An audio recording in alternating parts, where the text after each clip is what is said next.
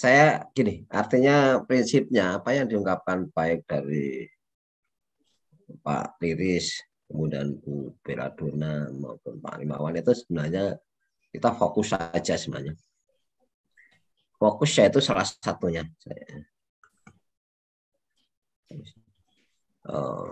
Fokus yaitu DIY. Bagaimana sih sebenarnya di DIY itu berbatasan dengan Klaten, Magelang, Purworejo, Boyolali. Kalau kita bicara DIY mungkin ya dalam artian apa yang dikatakan oleh Pak Rimawan itu betul, imunisasi udah oke. Tapi bagaimana? Apakah penduduk Jogja ini juga hanya dari DIY aja? Kalau siang dan malam lain. Kemudian apakah orang-orang yang datang di Jogja ini nanti dia apakah pegawai musiman atau pegawai harian?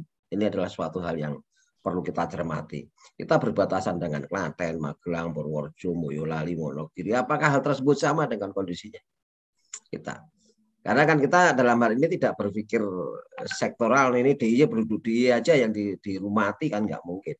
Penduduk dimanapun kalau sudah datang Jogja ya itu adalah warga negara Indonesia yang harus kita sama-sama untuk menghormati, untuk bagaimana kita harus memberikan suatu penyelamatan bahkan pelayanan di mana itu hak sosial dari dia adalah sebagai asasi manusia Indonesia.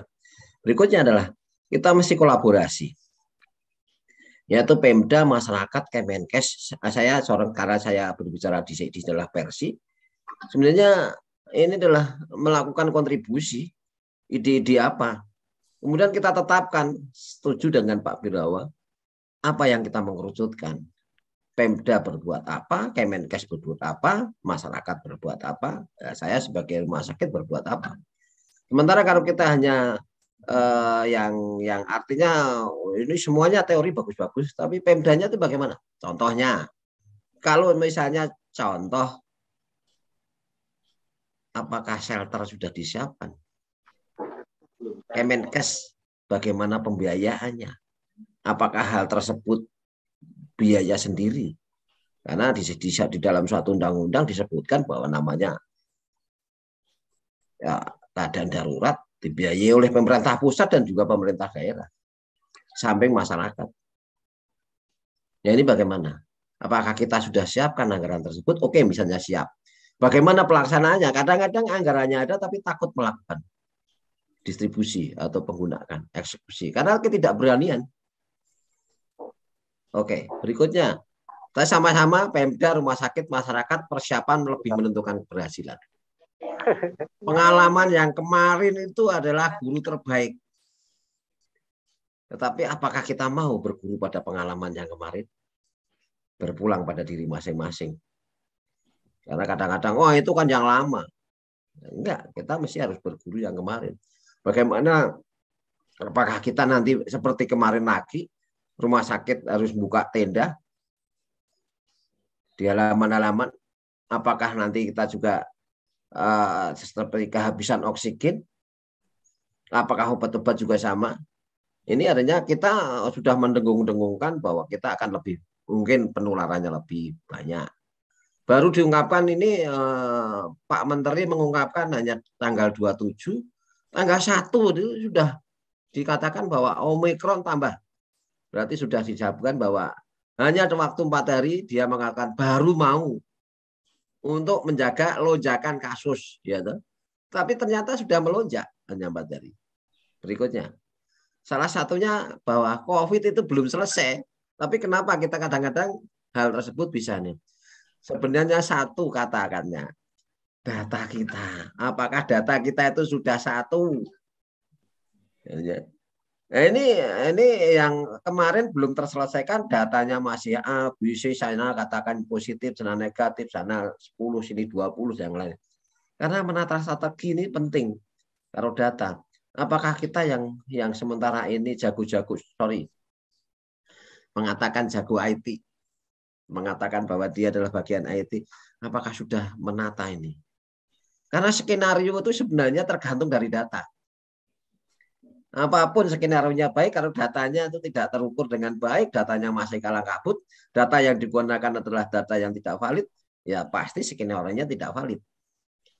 Berikutnya, Salah satu digitalisasi. Apakah kita kemarin itu sudah semuanya? Contoh pengalaman yang kemarin, bahwa kita sudah melakukan ini loh, kemarin itu. Sudah melakukan hal ini, bahwa rumah sakit tidak boleh kolap. Satu, meningkatkan aksesibilitas. Bagaimana aksesnya masyarakat? Semuanya harus rujukan. Bayangkan, orang sakit COVID harus melewat rujukan, harus dari mulai RT, RW, atau mungkin dari puskesmas, dari posyandu, dia kalang kabut, kita akan mengalami kelambatan. Itu nggak ditanggung, itu harus ada rujukannya.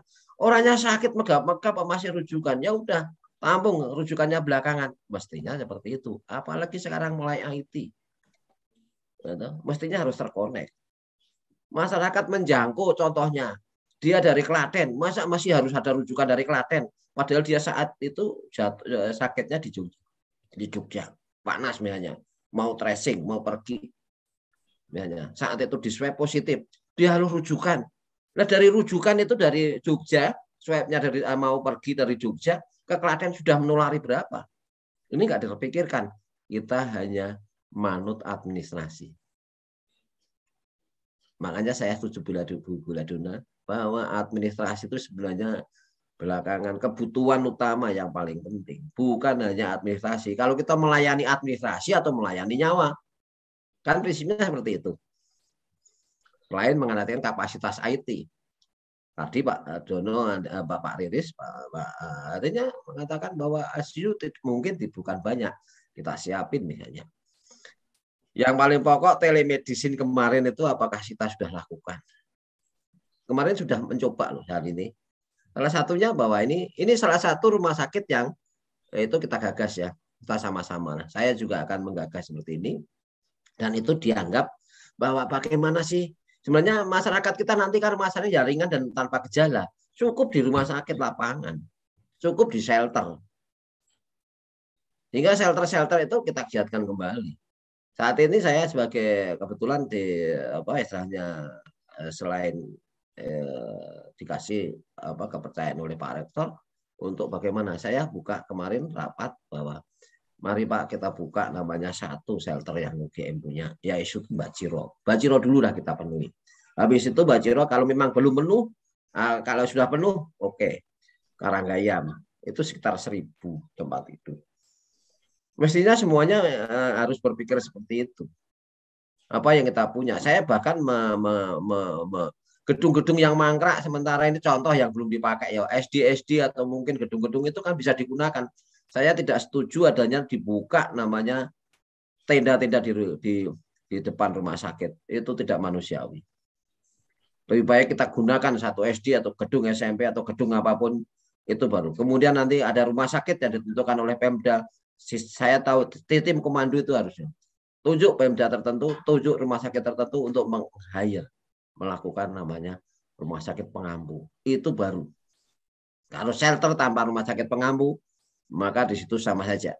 Karena tidak ada pantauan. Kalau rumah sakit pengampu harus menugaskan perawat dan juga merapaskan dokternya. Pemda punya kekuatan untuk itu. Kalau direktur dipanggil Pak Bupati, kemudian Pak Bupatinya kamu mengampu apa di mana, itu pasti diusahakan. Ini adalah tinggal kemauan. Apabila kita mau beranjak dari keterpurukan. Kemudian sama, kita nggak kolab. Ini adalah yang kemarin kita lakukan. Kita kemarin sudah kolaborasi bahwa Agama Dok akan mempunyai peranan penting. Saya kebetulan juga pengurus di sana. Sehingga kita akan giatkan yaitu live dokter. Yaitu adanya relawan-relawan. Kita mulai mungkin besok minggu semalam kita akan istilahnya rapat. Mungkin nanti Bu Meneni sebagai AHS dan yang lain-lain. Live dokter ini sangat bermanfaat. Artinya apa? Sebelum Kemenkes melakukan namanya telemedicine, sebenarnya UGM itu sudah punya live dokternya itu. Ini digagas oleh teman-teman kolaborasi Sonjo dengan Pak Madani dengan teman-teman dokter di FKKMK. Tapi tidak dimunculkan. Kalau ini dimunculkan lagi, ini bisa dipakai yang mana-mana, lebih simpel sebenarnya. Berikutnya, membuka shelter, saya tidak setuju ada shelter dengan pakai Nun sewu nggih, Pak Birowo, Pak Biworo. Artinya nggak usah pakai tenda ya, manusia kasihan itu orang-orang itu. Kenapa nggak buka SD-SD atau gedung-gedung atau tempat-tempat parkir semuanya. Kalau pakai tenda itu bukan nggak manusiawi, sudah sumpek panas. Kenapa sih kita nggak menggunakan? Toh ini milik negara. SD misalnya, SD kalau misalnya diliburkan, satu SD tiap-tiap satu desa itu satu SD, mendedikasikan satu SD sudah muat berapa? Manusiawi lah artinya itu. Jangan sampai kita itu masyarakat kita itu di tenda-tenda itu bukan.